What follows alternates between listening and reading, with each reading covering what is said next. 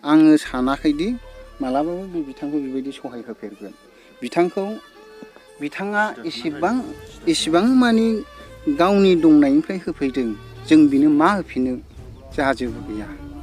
बेनिखायनो आं खावलायोदि रायजो राजा जोंनि हादान एरियाखौ सानसे समाव बियो जोंनिफ्राय माबा मोनसे सहाय सुजुग बियोब्ला जों बेखौ सहाय खालामनांगोन।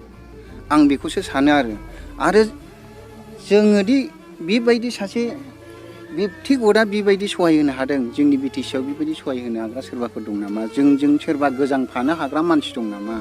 आं बेखौसो खावलायनो सानो आरो बिथाङादि जोंनि गोजांनायखौ गोजांफानो हादों, जोंनि उखैनायखौ उखैफानो हादों, आं बेखौसो अननो ओंखारो। रायजो राजानि जानानै आं दिनै अनखांदों। बे बिथाङा गावनि पकेटनिफ्राय रां गारफैदों बेवहाय, जोंजों गोजां जाफादों, जोंजों बुंनो थाङोबा जोंजों प्लास्टिक गिजियाव दिनै एरसोनानै उन्दुफादों बिथाङा। बिथांनि गोसोआ बे बिथां बायदि अनग्रा जोंखौ सोर दं? बेनिखायनो आङो खावलायो रायजो राजाखौ, उननि समाव बिथाङा जेन रायजो राजानिफ्राय माबा मोनसे सहाय बियोब्ला जों बिथांखौ नायालाबानो थानो हानाय नङा।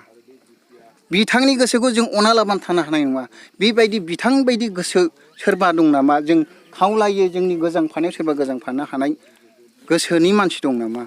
दिनै आं खावलायो बिटिआर सरखारखौ, जोङो गोबां न' बां सिफाय जानाय हिसाबै, धोरोम सिफाय जानाय, जोंनि आइ आफाया जोङो जेबो रोंगौथि गैयै हिसाबै जों गाज्रि बुंफ्लांबाय, रागानि खेथ्रआव जों मोजांबो बुंबाय गाज्रिबो बुंबाय, जोंखौ जेन निमाहा होनो हायो। जों मानसि हिसाबै निमाहा होलायग्रा, जों मानसिया जुदि निमाहा होलायनो हायाबा जोंखौ मा होनगोन?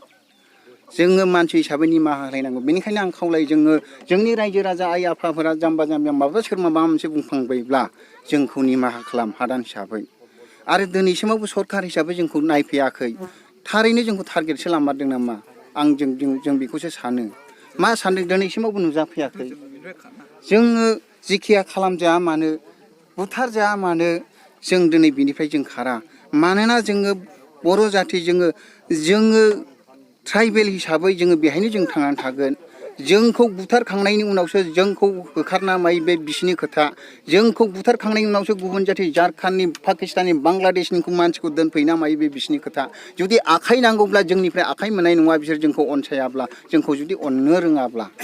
जुदि बिसोरनो जुदि आखाइ नांगौब्ला, जोंनि आखाइखौ नाङाब्ला झारखान्डनिफ्राय मानसि दोनफैदों बिसिनिफ्राय आखाइ मोनगोन, बांलादेशनिफ्राय मानसि दोनफैदों बिसिनिफ्राय आखाइ मोनगोन, जोंनिफ्राय खिन्थु आखाइ मोननाय नङा। जोंखौ बेबायदि निहाथ जोंखौ जुदि अननो रोङाब्ला, दिनै सासे बेक्तिया जुदि गावनि दोहोननिफ्राय गारनानै जोंजों गोजांफानो हादोंब्ला, बिसोर सरखार जानानै दिनै मानो गोजांफानो हायाखै?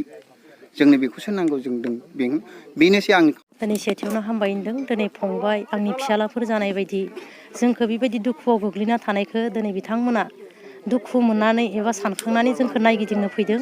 बेवहाय बिथांमोनखौ इनायनो हामबाय होनदों आरो आंनि गोसो गोरबो सिंनिफ्राय बिथांमोनखौ आङो हामबाय बावनायजों लोगोसे आरोबाव आं बेखौनो बुंनो हास्थायदों दि दिनै जाय बेक्तिया जोंखौ अनखांनानै आरो बेबायदिनो गोबां निउसफोराव नुनानै आरो बेबायदिनो जोंनि गाबनाय, जोंनि गथ'फोरखौ गोदाव सोराव नुनानै दिनै जोंनि उखैना थानायाव बिथांमोना दिनै सानखांलायनानै जि जोंनो बेबायदि तिलपार आरो रेसन जोंनो थाखाय लाबोदों, बेखौ जों जेन बिथांमोननो होफिनो जोंहा गैया जेबो। जोङो दुखुथिया, हावरिया आरो बेबायदिनो जोंनि बे 2 नं कालबारि आरो गलगलखा गामियाव दिनै उन्दै उन्दै फरायफुनाय गथ'फोर दङ। जों बिथांमोनखौ फरायहोनो थाखाय, जोङो स्टाडि खालामहोनो थाखाय जोंहा न' बां गैया।